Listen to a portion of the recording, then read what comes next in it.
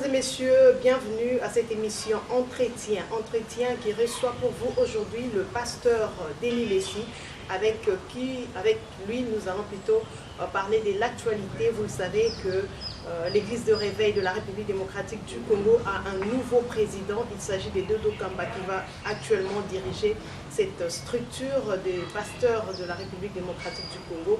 Alors on va en parler avec notre invité. Il s'agit, comme je l'ai dit tantôt, du pasteur Denis Lessi, à qui j'ai dit bienvenue pasteur. Merci. Pasteur Denis Lessi, l'église de réveil, comme je viens de le dire, a un nouveau dirigeant. Le pasteur Dodo Kamba plutôt a eu règne, il y a structure Oyoyo depuis samedi, parce que c'est le samedi qu'a eu lieu l'élection. Impression ou les motifs, il y a satisfaction pour nous ou bien au CPI. Bon, par exemple, l'église de réveil. Bon, pasteur. Il y a évêque, il y a président, il y a l'église. Nouvelle église de réveil réformée, puis nous avons réformé tout le monde. Nous avons la doctrine de mon côté, nous avons mon côté, et puis nous avons fondateur, membre fondateur, directeur, et puis fondateur, il y a au conseil des églises de réveil. Ici, il y a un leader, il y a un Congo Gazali, Godem Promodaza, président Godem Promodaza, l'Assemblée Gazali, président actuel. Donc, on a les Angams à passer, et moi je les félicite, je les soutiens. La confession, la pénale du chef, la confession religieuse. Donc, par sympathie, l'église de réveil est tombée trop bas. Comment et pourquoi? Babouna est déjà avec le général Sénéca Fouta. Qui a été destitué? Non. Les journalistes, vous avez un problème de parce que autant à la statuté, il faut qu'on en la recherche. Il faut qu'il y ait une copie à statut à RSC, autant qu'il faut comprendre. Donc, pour comprendre le statut, ok. Tozo assisté dans une base trop bas, qui dit trop bas parce que Dodo Kamba c'est un jeune frère à moi, il m'a beaucoup soutenu, qui est dans ma prison, je lui dois ça. Mais là on parle plus de petites choses, on est en train de parler des grandes choses qui concernent la nation. Nous avons, l'église de réveil a eu l'avantage d'entrer dans la confession religieuse, dans la plateforme. Donc, par exemple, bien que le mouvement de ceux qui sont là, et côté tapé, mais bango, il y a un avantage, côté la structure, il y a une confession religieuse, la plateforme, ou catholique, protestant qui va donc, il y a une structure, le catholique, c'est un bongo qui dirige, protestant, mon numéro 1 protestant. Donc, il y a une structure, moi, qui s'est quittée. Et puis, l'église de réveil, où Mélito, 20 et quelques années, ou combien, ça va. Pour la biso, il y a le plaisir, moi, au monde, le président Kabila, à reconnaître l'église de réveil. Moi, c'est parmi les éléments où on a le président Kabila. Donc, à valoriser l'église de réveil. Donc, il fallait pas profiter d'un cadeau, pas savourer un mot, et puis pas profiter d'un mot. Mais comme c'est un mot politique, donc je suis déçu parce que logiquement, Sony a été voté. Qui était dauphin d'Albert Gakezi? L'évêque général de Gakezi, actuellement archevêque. Bon, il a été son dauphin. Kamana, Babanda, Makamwana Naï, Nabakindomba, Batouana Nyos, Batata Minen, Bamukuna, Bachal Lessi, Bamamo Langui, tout ça. Donc là, ça a une quantité, mais Bangou, Nyos, leader wana nyonso bazali na kati. Na ère oyo ya tie dauphin. Oyo ezalaka l'église te mais ba créer yango ndenge pe Ramazan azala dauphin Kabila bakuna pe basali dauphin. Mais l'élection est déterminée nyonso na parce que oui ba voter. C'est un Vous allez attendre nyonso. C'est un loba. Vous allez attendre. Mais si autant non. Sozo katanga tikanga na loba après yo ozongela. Voilà. Donc la structure là-bas, il n'y a pas d'archevêque. Les statuts ne reconnaissent pas l'archevêque. Évêque à 15 ans, tant qu'on a préparé terrain, il faut préparer terrain juridiquement. Il fallait changer de statut dans la période comme on avait la majorité, il y a format. Donc, il y a sacré. Donc, il fallait y attirer la statut de l'eau qu'on est archevêché. Pour conflit, archevêque. jour Nazaraki, jour où Albert Azobal, moi j'étais là, je l'ai soutenu. Sonia a quitté. Jour où Bazo sacré archevêque, Sonia a quitté. Bah, Mirmire Bandaki. A été point. A été point. Il y a le bail de la matin, jour à mariage. Et puis, deuxième, il y a des explications. Dans le cadre de sacré évêque général Sonia Kafuta, il faut souligner et le moment où Banda Lelo toujours reconnaître l'église de réveil un archevêque général. Rôle naïe, c'est-à-dire que conseiller évêque général. Et évêque général, il faut consulter Kaye. Et Bimi, mais ils ont un statut. Ils ont un vénin. Mais ils ont un statut. Après, cours normal. Sonia Kafuta continue à gérer l'église de réveil. C'est lui le représentant légal. C'est lui l'interface de cette église-là. Et arrivé le moment de l'élection, deuxième conflit. Quelques années, comme on a soumis que non, il y a 50 000. Il y a quelques années. Propos, entre guillemets, il y a Sonia Kafuta. Pour voter, ça. Est-ce que c'est l'église ou c'est une coopération des gens ou c'est du politique? L'église suppose les gens intègres qui vont voter un président de CENI qui n'est pas faiseur de président, mais un président de CENI qui est digne, intègre pour voter, organiser et gérer les élections. C'est un fonctionnaire. C'est un fonctionnaire de l'État. Ou la commission de l'eau faisait le président n'a pas député. Il y a eu le président CENI à Brésil, il y a eu le président à France, il y a eu le président CENI à Rwanda. Tout est bien voté parce que ça est fonctionnaire. Mais le président Seigneur Kinshasa a commis un succès, il va commencer à l'élever à marche. Et puis, ils ont comme ça, on a évité Mboka, on a battu à Galobo. Donc, la commission est là, Tata Mine, la Motamola, Nanzela, ça va marche pour la grande partie politique. C'est la honte. Ça, c'est parce que c'est la honte. Mais on a zolo. Tant qu'on a un message, on a un voyage, un message, on va passer, il ne faut pas se repentir. Pour les bango, on va voir une église. On va dire, ça exposer l'église. Bon, on a un prophète, on a un avant, pourquoi vous avez commis l'ongo là? Pourquoi ne pas parler de manière générale? Il y a un pasteur Binognon surtout. Mais dans le bas bongo. Non, dans le bas bongo. Dans le bas bongo. Et puis, on a pardon devant le peuple. Dans l'obité que nous avons mis l'ongo. Dans le plateau, il y a un bateau qui a 5 passés dans le bout. Il va passer, il va fâcher.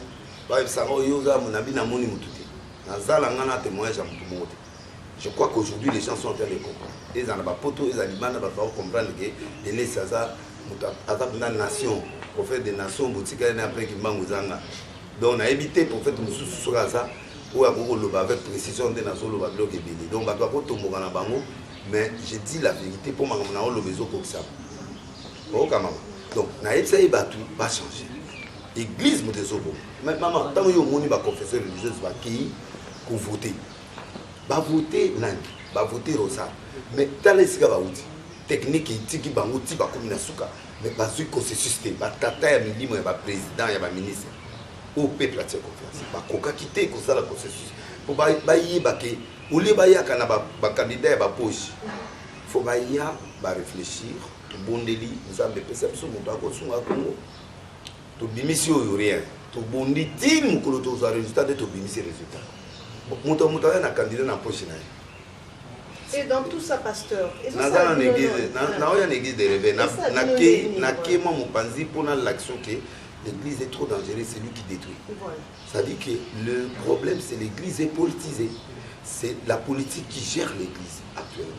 Alors ce qui fait que moyen spirituel va décider de éviter pourquoi un archevêque, un cardinal catholique, c'est quelqu'un qui a toute la notoriété des catholiques ici au Congo. C'est quelqu'un qui a tous les moyens possibles financiers. Dans limite que corruption que ça les côté. Bon, on a évité protestants, est-ce que l'église est en cata protestant?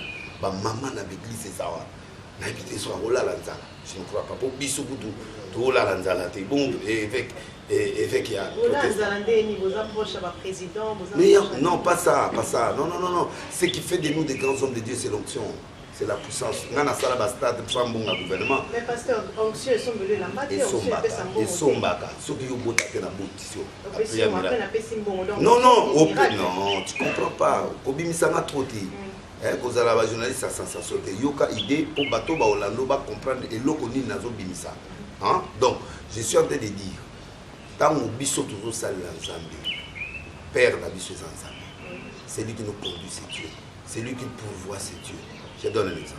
Na ligi na kaka na zote ya papa na sakoli maman mona baza maman na bota te batamboli monde ate ba opérer ba azwati azuma aboti amelia ngo pana inane mokolo mona o kene émission na raga émission ekatani bakatinga pona ligi 10 minutes 5 minutes ba bakatinga kaka lisili ba benga na téléphone na bato mona braza bikande ngozana yaka braza na kati na ke braza batuninga TV za kombe na bi télévision ezali na benga en fait na susa pesinga montant na doublé mon temps pour na sala bien prévu ça dit un chèque bon il fallait une télévision zone TV Badouane.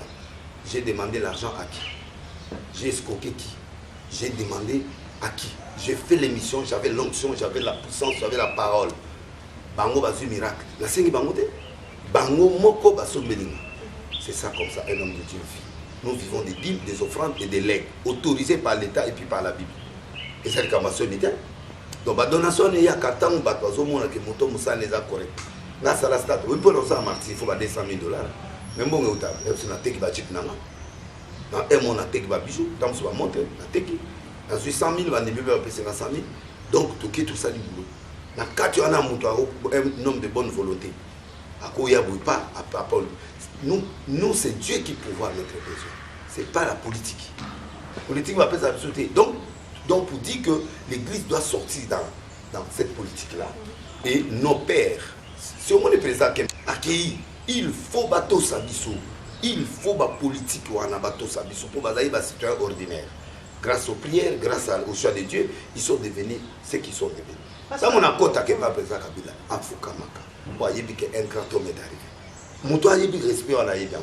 Mais Mouton n'a pas son respect. Il faut ce que ça. Au moins, les pasteurs, les tamolites, les Brésil, le Parlement brésilien, la ministre, oui, président, la ministre, donc, biso, tout le monde a eu ils ont lingi ça bisoté parce que na sakola Sarkozy a commis président ti a quitté la moko donc non landa fil d'idée parce que yo pour non apparemment to longwe yondo longwe ngana longwe te je suis en train de te montrer le décalage de l'église qui est dû à la pauvreté et à l'instabilité des hommes de Dieu na décolleté nana bimité nana bimité na lingi tout ce ma ko laksa que elengi singate.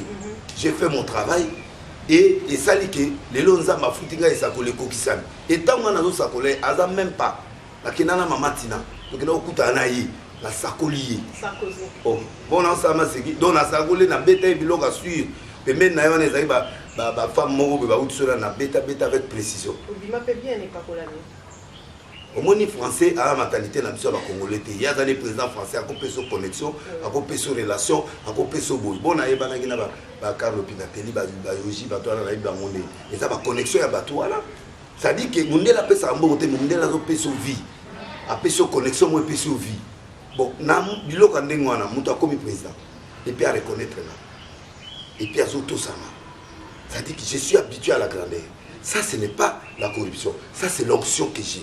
A fait son travail. La parole que je prêche a fait son travail. Maintenant, au lieu de tout ça, tout ce qu'on a fait, tout bimi. Bah vago ya pasteur européen, bah inspiration ya pasteur américain, tout. Et yeli bato à Congo et pesibiso et bandiko bimi ça va s'aller là. Et quand il n'y a plus d'onction, qu'est-ce qu'il faut chercher?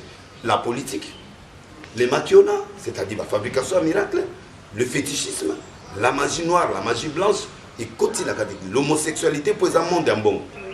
On va passer comme homosexuel parce qu'il va repasser sur 100 000 facilement, on va repasser sur 1 million facilement. Donc, quand il y a la crise d'onction, on va s'appuyer, greffer sur certaines choses qui ne donnent pas la vie. Et c'est ce qui est tombé bas à l'église de l'éveil. C'est-à-dire que dans l'onction est si libre, on va comment pouvoir. Bon, on a pouvoir. Mais bon, on va miette. Il y a dénoncé qui. bato kutu Kabila pesi bango babonga miki donc bazowela bambongo wana mpe bawanga nini bozowelela bino nyonso parce que namoni ezalaki lokola oyo alobi azwi te toyelanga terrain wana te donc nga so nalobi likambo ezala na précision mpo ngamu naya na mbongo ngamu nakenda présidence nazwi mbongo na ye opia bango donc il ne faut pas me dire des choses qui va débat à bateau bima basato wana etalinga te nga problème nanga je dénonce vrai nga so moni nga na lobi i so na bi i c'est-à-dire i on les a i on nga na principe mon ko ça et je suis franc na reconnaître nazo reconnaître malgré Félix le président na ndimi pour être président nga je le soutiens président Félix mais je reconnais Kabila qui m'a fait du bien dans la vie. Donc, nana bajara batwa flatarate basa bipopulité non. C'est ce qui a commencé que les loyaux comme va voter Rosa, Kakinza a une autre tendance. Il faut être clair, il avait une autre tendance. Pas moi une proposition, le gars n'a pas marché et puis lui il est parti. Alors à destituer pour des raisons. D'abord, il n'est plus le responsable de l'église de l'éveil. Va destituer Sony, va limiter la tentative de destitution à l'outil parce que azo reconnaître ceux qui archevêque de Kinshasa, de l'église de l'éveil, qui n'a pas d'importance dans le statut, qui n'a pas d'importance dans la spiritualité. Bon, il faut communiquer. Mais il y a des gens qui ont plus de donc il y a des personnes qui non, mais ce n'est pas nécessaire. Quand je suis représentant légal, je représente ma confession religieuse. J'engage. Tu vois. Il a engagé l'église de l'éveil. Et il a permis, il a voté Nanga qui est un technicien, Rosar qui est technicien, mon Congo, et puis technicien, autres ça n'a pas mis grand technicien beaucoup. D'ailleurs, il y a une alternance à Fatih, il y a une alternance, il y a une défendre la Cour constitutionnelle, on lui reproche quoi. Donc moi je me pose la question, on reproche quoi à Rosar. Mais il y a Bouye, il y a les que j'ai tel le nom, par respect, que je connais mais j'ai tel le nom. Donc Moutou ya Yohana. Donc comme Moutou on a il faut si je prends les paroles de Sony, c'est-à-dire que il y a un côté-balisme. Donc comme que Moutou biso doit avoir le pouvoir, biso batu nyonso il faut pas avoir le pouvoir, il faut pas avoir la tributaire. Si c'est vrai, c'est condamnable. Pour ceux qui sont sous l'état de droit donc pour moi je condamne ça. Si c'est vrai, je condamne. Tout qu'il sous la phase où il a et c'est pas qu'on l'onglet pour voter Moutou. C'est lui le représentant légal. Pourquoi deux, sur un mariage à une amitié. Peut-être à ça qui empêche. Est-ce qu'on ne peut pas parler? Est-ce qu'on ne peut pas discuter? La maturité exige le dialogue. Alors, qui est derrière ça? C'est les politiques. Et des pasteurs cachés au bazar dans quatre politiques. Voilà. Ne bazar ça négocier. Bayati, payasouni. Bon, il y a un TVT pour un secret d'État. Mais Bisso, fond. Donc, pour moi, c'est la politique qui les a séparés. Les intérêts, l'argent, les intérêts. Ah, on a Monique, voté, Monique, réputation, c'est le moi qui est en train d'agir. Ce n'est pas Dieu. Je regrette ce dodo. Tu ne peux pas entrer dans le coup d'état spirituel avec Kakezako, Azosa, là-bas, mais millionnaire. Parce que ce peuple-là, tu es un gars qui a été aimé dans la population. Je suis désolé, donc je ne peux pas marcher parce que la logique ne demande pas ça. Oh, bah, ça, les coup d'état spirituel. On ne peut pas nommer. Il faut l'Assemblée générale. Et qui convoque l'Assemblée générale, c'est l'évêque général, le représentant légal. Azalanator ou pas, c'est lui qui a le pouvoir d'engager l'église de l'évêque. Jusqu'à preuve du contraire. Les membres effectifs peuvent faire de tout destituer. C'est normal, ça peut se faire. Mais il faut suivre la logique juridique. Tout beau, c'est l'église, ça a peine à toi. Légal veut dire quoi? On voit la loi. Moi, je suis juriste. Il y a des carrières. Donc, les lois, on a qu'on bas. Ils ont signé un papier. Non, il y a la justice. Le secrétaire général de la justice doit arbitrer en cas de conflit. C'est-à-dire, les jours de l'Assemblée générale, le ministre de la Justice va déléguer le secrétaire général de la Justice, il doit assister au débat. Voir où sont les raisons, quelles sont les raisons pour écarter tel. Raison à voter tel et Mopanzi. église eza politique raison que mutu boye aya kotalanga na libala te raison sentimentale et donc bakosala biloko ala nyonso po e permettre sikoyo batu oyo bazolanda bakoka ko comprendre que raison ya biloko nyonso ezali tel soni a zemisi soni a saliboy soni a escroqué soni a saliboy des choses qui font la honte. Ce sont les choses qu'on doit destituer, Soni. Ce n'est pas parce que Abeni Batwa réunion, non. Je connais l'église, je connais le système de l'église. Donc, l'histoire là, c'est une histoire montée de toutes pièces. Naza pour Sonité, Naza pour contre avec archevêque Kakenzate, mais là, le vieux a tapé faux. Voilà, l'oubiamo devant Batunion, Sopé, Sikada, Andaku, Yemuta Beni, mariage, Nanga, puis vieux Nanga, tout ça, Anaï, les lots d'autobé, Nanga. Donc, Naï, Naza sentimentaliste. Donc, ndenge kana zolo ba boyi Albert abeti fo su biloko nyonso yana se on les a yemta osala et dans en haut du Talibana de yé et vraiment il a perdu mon respect pour cette histoire là. Je l'aime beaucoup mais là il a perdu mon respect parce que il est en train de faire haïr Dodo Kamba. C'est un grand prophète, c'est un bon pasteur, c'est quelqu'un qui est calme, quelqu'un qui est sérieux, qui monte avec élégance. Basimisi touche pour Mamfumu Anagnon, ce qui est de réveil. Mon commission tout au tombeau, tout au destitué par Monios, Naina Suni, Naneto, Lumoli Bamonios, tout est au conseil. Des fois, il y a un conseil pour avoir sa présence à la République. Dans minutes où ceux qui vont gérer et l'eau bien, tout destitué na Suni, tout destitué na Iwana, allez Bamonios, soit tout est bon. Destitué parce que non, nous sommes tous dans la tendance réveil. Tout boy bilokwana parce qu'il y avait du désordre. Le toque comment il tourne l'église de réveil, va bien, va nini, va kisi. Yango va te biler, va bimat. Abima parce que hier, on connaît comment il y a eu pendant 21 ans. On l'a soutenu, mais Zaki lo comment va voter à battu. Mais biso, au lieu na nito bima. Maman, bamfumu bakuna. La doko avec l'église net, maman, la sont des grandes églises. Kindo mana n'est pas n'importe qui. Kindo, avec candidat, va tchèper, mais n'est pas mon Congo quoi. Parce que yé moi réclamé qu'il y a un. Tu vois. Pourquoi aussi ça de touche? Dieu peut appeler quelqu'un qui est jeune, d'accord? David a dit jeune a dirigé qui m'a la monté avant d'avoir une expérience moko boyeti er mo boyo komaro. Pour ça bérer les bayayaки. Dieu peut mettre lui, il peut diriger, d'accord? Mais il faut qu'on ait le contexte. Contexte ni ni yo comment? Contexte à coup de tête. Contexte c'était pas tout au bout quel pouvoir il va diriger? Il va diriger qui? Parce que sonner à qui mon pas sonner on dit mais jamais que doit gérer. On se comprend. Donc, bateau, on dit mango. Mais l'église est cabaniste. Et là, on y est au monde. Quand les communes des partis, elle Sony, na elle Dodo, ça dit qu'elle Kakeza. Dodo a battu. Pourquoi ça vous demande à battu?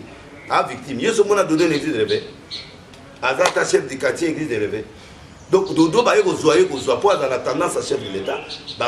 Parmi bateaux, à travers bien à Philadelphie, où il va prier pour le chef de l'État à un moment avant comme président de la République. Donc, Balingi Baché est la tendance, on va Baché pour s'établir. Pour moi, on a battu assis là. Parce que la minute où l'église est comme divisée, l'église de réveil n'est plus un. Mais dans tout ça, quelle est la place? Dieu n'est plus là. De Dieu. Nous avons été. Est-ce qu'il va me le ballon aux gâteaux? Oh, vous avez été. C'est là qu'on a eu ça, Lambi va passer par la église. Na organisé, ado exposé, na exposé tes preuves. Au monde te balanditi, na poto balanditi na archbishop continue. Va créer les cas problème. Donc l'église est en danger. Si les hommes de Dieu ne mettent pas l'eau dans le vin, ne recherchent plus le vrai Dieu que nous avons servi, c'est du blabla. Ça c'est du théâtre de chez nous. En tant que prophète, maman Nassina Sakola qui prophète à Sakola a des fois dit naïe na moka botuninga de l'île soli moi qui pendant 6 ans j'avais pas de message. Un prophète ne sort pas nazala qui denile si prophète normal na ote ananga on tue les libres mais naïe na mpisa se ninganaki ngana kuti message à mukuna oyo zaki nzambe te na kuti message te na yeko kuta ye na message ya éveil patriotique ezali na Jésus Christ au retour à la parole te ezali éveil patriotique. Dans la Koudjango, na longoli yango oui, mais parce que éveil wana il faut ebana et pas ya Lumumba ti ya kosuke pas fati éveil za kabila te ye mom ta sebere na mboko te toza wa pena era fati ba conflit pesa Oh, il y a nommé boy. Oh, il y a nommé boy. Bah, compris ça. Compris ça qui est pas mon bout. Compris ça qui est pas Kabila père. Ayala Barondea. Donc, Mankamoueze belé na Congo Liboula Mounene. Donc, éveille aux Arananité. Donc, moi, je ne suis pas là pour la lobby. C'est mon frère, c'est mon grand frère, c'est mon collègue. Mais là. Même le lobby doit que réunion n'a pas au conseil. Tout côté. Amoni Mabé, mais on est à boulot. Mais Oyo Tozolo ba Oyo, Ezali Moussala Yamoka. N'a pas que nation. Nzamabi va faire des retraites. Dans 6 mois, après c'est un message, avec qui Congo est mais na kita na Congo. Pour na kita na Congo, yebisa ba Congolais qui est ba pasteur d'abord. Quand on dit passer ici, c'est pas seulement réveil, bisognon, sonab, ba tout ba d'autant na Congo Yesu. Des hommes de Dieu ba bomi église. Ba songa na Nzambe. Batika bakisi, batika bamakiona, batika ndelo na ino. Avant na kindi retraite, na kena RTNC une émission ya na nemo tipo na chiffre na na yebisi ba maladie moi ko ya olega sida. Bon changer. Tala qu'est-ce qui va se passer? Prophète Alobat, après na côté na retraite. Si on a zeli, na moni muto abimité, message ya malongate et le remonter. Nzamba yebisi ka kilo lopa. Ya on a lobiti. Boyo soko tinga micro le lopa ronel. O tinga micro parce que il monto na le bilo mon boy, ils ont dérangé mboka. Yango ye. Donc le col na lobby et yokaditi na poto na monde entier ba yebi que prophète moi aye ko lobe loko yo boy. Onga banga na ngate, na za c'était betela kaki. Ya banga likolo yi ndate na loba vérité. Et yango monito na lobby en peu de toi boko monde. Ndio monde ba bitumbo. Kimbangiste. Bazami na problème. Mote ba longolele. Pour voter qui ça pour que bagis par le terrain là et va to l'aéroport va chez les magadam tina na Jérusalem bon moto yiri ba otelo biloko moti na Jérusalem on nié na mutu botie pendant 21 ans so combien d'années papa na sala na confession religieuse et là on est les kanaki pour voter batutu awa yem ta voter batutu yo limi que les venir na ko voter mutu saka consulter chef spirituel et comme il m'a ramené c'est la politique vous voulez me dire quoi? Oh, armée du salut. Allons, on dit. Bon, on va faire mon lit, on va rater dans la nuit. Ah, ok, mon sous soit fois remplacé. Moutona Moutaolou va avancer ma solo. Mais on est ensemble. Voilà, c'est la politique. Donc, vous vous montrez que si l'église, le confesseur de l'église, va têtu, va tiki Zambie à diriger. Attends, mon conseiller, président, vous votez Moutou, vous tirez la Moutou, vous votez, papa. Bissot, vous y pona. Mboka était une élection crédible, tu as un état de droit. Tu es libre, voilà. Yo kati ba boma bisunyo. Ko dénoncer nyoso zo dénoncer. Ba message nyoso zo pesa. Exactement parce que au limwaki aux sous actualité to liyo sala. Modèle aux hommes na ngabona na actualité. Et c'est des ça cause en actualité. Moi j'ai fait tout ce que ces gens-là n'ont pas fait. Na toni ça va stade, na ça m'a dit 7 fois. Et là on est na kimisa ba tu vas parler du peuple. Na terre na cher a dit na bala. Na sala ba stade na la France. Mais l'église doit sentir un l'église est là. Mais est-ce que je suis à la caméra de l'église là? Et puis un grand homme, et puis un grand homme, n'a pas la life l'église. Un grand homme, c'est pas l'église. Osbor n'a pas l'église. Bien il a l'église. Moi je suis nation. Non, banda. Église n'a pas l'église. Église nanga ezaka ndenge ezala tango nga na koti prison ba yo tekelanga ba teki église nanga na mokonzi moyo ko somba. J'avais déjà une maison que j'ai achetée à Matete na tongi ba tongi église ezala le temps na ozonga la limité pona tonga pe na limité na somba wana.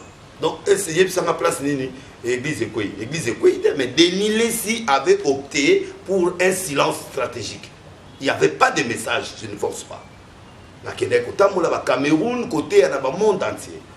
Je devrais sortir des grandes épreuves. Il y a des preuves, il y a des prison, alors, quand tu sors des grandes épreuves, je veux que tu recommences encore. Mais tu vas recommencer quoi? Je dois donner quoi au peuple? Il n'y a rien. C'est pourquoi il y a silence, il y a stratégique. Il y a Jonas à côté de Lumambis. Jonas à côté de Lumambis. Abimi na Ninive place message au Bimabisi. Yo monte côté Kinshasa. Oh kamakelele te. Depuis na ye ozo kamakelele côté na monde entier. Kene na YouTube au monde ngala. Pourquoi ozo ya? yo na YouTube mais seulement yo na yo wana ils ont un message en Zambie des non mingi marama non un prophète des nations il est là pour réglementer les problèmes des nations c'est pas politique relation dans zana on la kabila et ti le logo azaka na influence ka ako nommé nga PDG ako tia ministre pour ça la personne nommé te na ningi ngote national na politique mais kala na comme ministre même ya mine pour aller mais na boy na non nga soki na posa politique ba mo livre a mutunanga président Kabila a mutunanga li passa a mutunanga abe mutunanga soki pe na lingi na tourner pe na kwa ministre na okoma oh azapeka mutunanga donc moi j'ai pas besoin de ces pouvoirs là c'est trop limité na on va tentation à lire mbongo pas parce que na lire mbongo la que ton église Jésus ba problème na ke ba meminga suna ba bolo donc na on confondre que c'est l'état na ma église donc mais ngana li na peut-être bana nga peut-être ba tous ba ko salango mais nga na sa prophète je suis là pour réglementer les conflits dans la nation. Deuxièmement, je suis là pour que Bangé na une vision où on est na balé na nzondo que Bangé a une grandeur ils ont ça la makambu et maman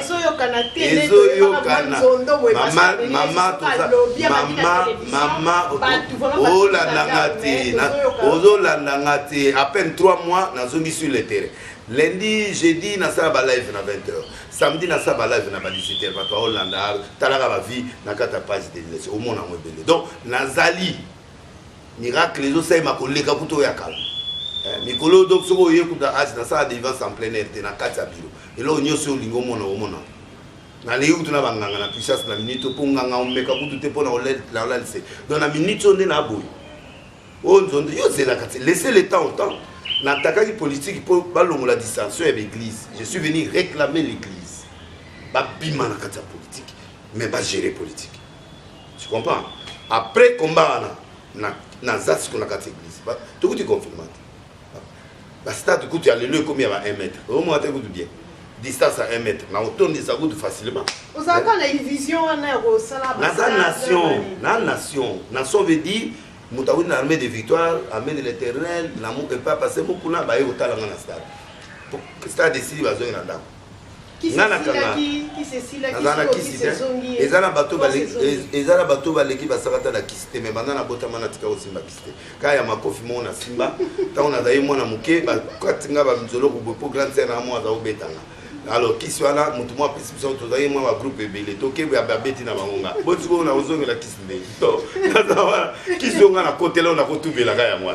Les restes ngana za na obigi la prison andolo. Tuna déter la prison andolo akoma na mboko ne café là. Akoma na ndaka kuna. Batu basakata bakota na kati. Ba lobi to limusa. Na bito sa démonstration. Obigi ba kei kaka wana limwa se retrouver libana. Ba kotinga ba mona sa. Basakata jeter. La vie c'est pas le repas. Bah oui, là ba biloko moi bolia. La petit bon à ça la vous allez pas. Abima prison ga pour sans explication. Petit abili c'est si on ngamo so na ndima on na bima mais ba ça ba on ndima so nzambe na ngandi. Ta on a eu ça on va tika ba kiso ala ba on ndima ngandi. Donc moi j'ai jamais fait gâter le fétiche. Nda on a ngandi zo mona. Ti na chambre na ba collaborateur na ngani so ba kota. Donc ba chauffeur na ngandi ba za na ba interdit mo côté on na sima magité na simbelo côté. Il y a un fier nanga ba o casser nga mais ba na préfité na mais la bangité ba na bota si ko ni ne priest pasteur Denis na koyate mais maiti na ba prison na koyate na taka président ba to président république na taka ka debu na taka na taka ka ba to président république Kabila ba ngonde ba to tsenga na prison parce que maman yo koti na garage nanga ozomona na so l'équipe na sebo omona na banda ko mususu biloko ezali ngana o ke de ça la copa président na président ka Moutou a commandé en Allemagne, il y a une fausse histoire. Vous comprenez? Oh, wana, oh, bah, tiens, qui peut affronter dans la camarade. Adjoué. Oui, adjoué. Donc, on est innocent, on est l'autre. Donc, quand on est dans le pays, on a pas fou du roi au béton bâtard. Donc, tant qu'on a attaqué Bato à Kabila, on a mis les lois à raison. On a dit bango président, soso la bateau. Yonde moutou au Kenya, bango baotika. Au moins, il y a tiki, mais bango basaga la pouvoir. Donc, pour dire que Bato la basepe n'angate. Baketianga na kati ya retraite na bimi retraite monte na yesu makasi. Donc moi Denis Sassy laté ngamo comme na optaki au Batubayu Babosa Nanga, Naya pour répondre avec le message de Dieu. Na minito le message de Kebanje. Tout ce que je fais ici, c'est le Kebanje. Na lingi peuple comme grand, Batu se bat comme grand, église est la main en haut. Vous comprenez, c'est la main fierté. Que le bao se pelane, bazo se pelana mukuna, des bazo se pelana suni, des bazo se pelana kakinza, des bazo se pelana dodo, des bazo se pelana diles. Tozong la bonzambe na biso. Et ne bonzambe ne sa qui va poter baluki biso, baluli biso na ba foule. Et là on dit baluka biso, foule da biso. C'est que foule wala so ezala yo souté. Ba olingonde, ba on ba boma yo pour ce que permettre. Et c'est passé basali nombre à bateau en église de réveil. Église de réveil, on va où est là? Il y a un nombre d'églises dans la carte d'église de réveil. L'église de réveil, on a attendu sur l'église de comme dans vide. Bateau à la monté, bateau à la souté, bateau belé bazon à la bango catholique, belé bazon à la bango protestant. Et c'est passé basali recensement à l'église. Pour voir le nombre de pasteurs, on a l'église à combien de membres. C'est-à-dire, les gens sont en train de rêver en 1980, en 1977. Papa dit alléluia différent. Donc, donner na bango, on a dit église de réveil, on a bango, on contrôler l'église de réveil. Bon, on va à Denis. Bon, bateau, on Branham. Bon, bateau, on a réveil, bateau là. Mais vas-y, belé, on va di banda. Or, il faut encadrer bateau, on trouver un candidat de consensus. Qu'est-ce que Sony va bêtir troisièmement? Sony a sangana tous les pasteurs, bengi biso nyonso pour biso soto comme loko moko. Pour les tous à la awa te to comme les protestants, ben une confession nyonso to sangana. To comme loko moko to changer statut, to changer to comme un système à rotation. Donc et loko ndo moni ba bomi Sony en moi. Et là, vous êtes en train de suivre le pasteur Denis Lessi qui s'est bien maman, ma président a coup d'état bazala raté. Mobutu a la coup d'état. Comme le quoi, président. Mais dans le bien, coup d'état, ça les marre pour Mobutu a dominé, a dominé la carte coup d'état, mais il y a l'église comme divisé par deux. Elle, 15 ans, là, elle sur. Donné, là, elle, Paris, na Wenge, Moseka, BCBG. Après, au comme Misatu. Après, comme on a battu, donc, les l'église est comme vous avez vu,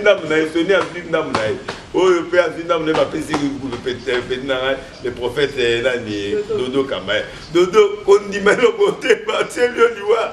La Katanzoto, Vatatara, les pouvoir te balika batikao, Oya, Walaba Sumelao, Tikalao, démissionner là, Boya Bilo, là-bas, on a pas ici maté.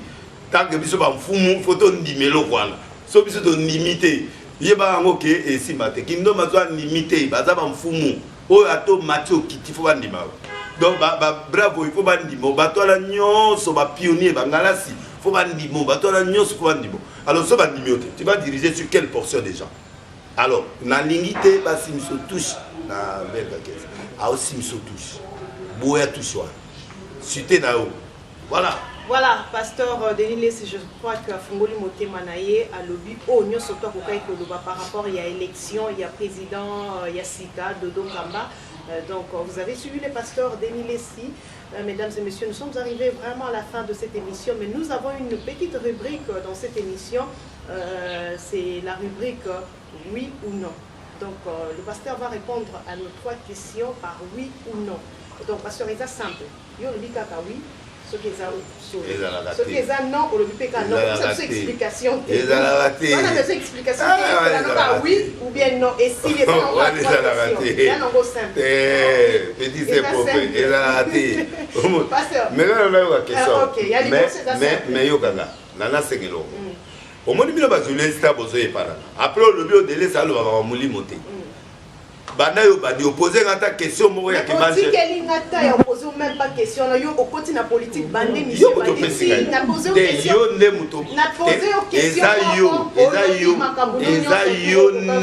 yo ne olingi biloko no wana. Zongera ta olobela makambo ya église. Après on est dans la politique, yo tuninga question ya molimo te ke ndenini nzonde laxi nini ke banje laxi nini, il faut quoi? Moto ana izonga hapo na nini yo. Peuple n'a fundi. Prochainement, le Bélagnon sera parce que pasteur Denis Lessi, vous savez que ce monsieur na plateau, alors bara tellement mini quand il que l'autre tenté, donc vous comprenez. Donc ok, la question simple. Vrai ou faux, pasteur Denis Lessi qui est en prison pour escroquerie? Faux. Alors une question simple. Vrai ou faux, pasteur Denis Lessi pour la prison Kabila? Bon, ça c'est difficile. Vrai ou faux? C'est difficile. Vrai ou faux, Saint-Esprit, à qui manae pasteur Denis Lessi Banda Kala Sundola déjà? Faux. Hasard. Ok. Merci à vous, très chers téléspectateurs, d'avoir suivi. Suivi ici, pasteur. C'est là, là, il y a oui, on a maintenant expliqué moi le mot. Au moins, le cadre où posé question de président, il y a un sénateur à vie. Nous allons reconnaître Tiliwa. Question à tous les sons. Tewana bokufa teko kufa bakufa la Yesu bakufa la Nzambe mais mutamu kiloko kufelete mais je les reconnais jusqu'à ma mort. D'accord. Merci pour cette franchise. Donc, mon pasteur Pepona, vérité naïe, mesdames et messieurs, merci à vous tous de nous avoir suivis. Nous allons revenir très prochainement avec le pasteur Denis Lessi pour parler cette fois-là de son église et de ses objectifs par rapport à son église. Parce qu'aujourd'hui, nous n'avons pas eu assez de temps pour parler de tout cela, mais prochainement, nous vous promettons que nous allons encore le recevoir, si seulement s'il sera disponible pour nous, je l'espère. Bien sûr, voilà, merci de nous avoir suivis. Rendez-vous pris pour d'autres émissions, mais le pasteur va nous donner quand même son numéro de contact pour les émissions, les contacts au Batmako Zanango n'a pas problème au Zanango Bolibo contacter, il va nous donner son émission juste Nassou qu'on va lui donner la parole. Merci à vous. N'hésitez pas ou encore n'oubliez pas de vous abonner massivement à la chaîne Nabino CK Minute Info. Au revoir et à la prochaine. Donc on laisse le micro au pasteur pour le numéro de contact. 082 50 849 88 082 50 84 988. Voilà, bon, on a beau t'arrêter, on est une union sur ce monsieur.